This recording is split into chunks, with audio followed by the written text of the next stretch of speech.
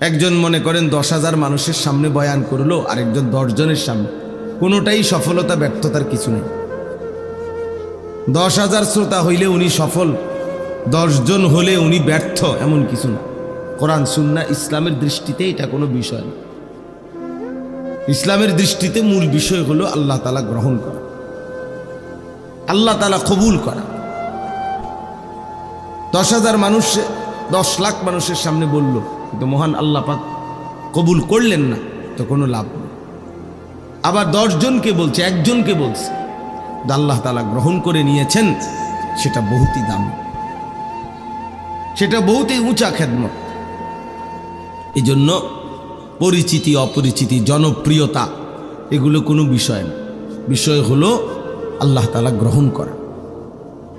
কোরআন শরীফে মনে করেন 25 জন নবী রাসূলের নাম আছে, 25 জন। কতজন?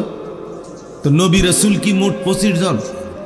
তো বাকিদের নাম পৃথিবীর অন্যান্য কিতাবের মধ্যেও এই নবীদের নাম নাই, আরও নাই তো শতখানিক মিলাইলেও কষ্ট হবে। সব মিলাইয়া 100-200 নবীর নাম খুঁজে বের করা কঠিন হবে।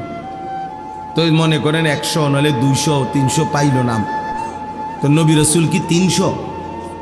তো 1,24,000, 2,24,000 নবী রাসূল কিংবা তার চাইতে বেশি কম হতে পারে।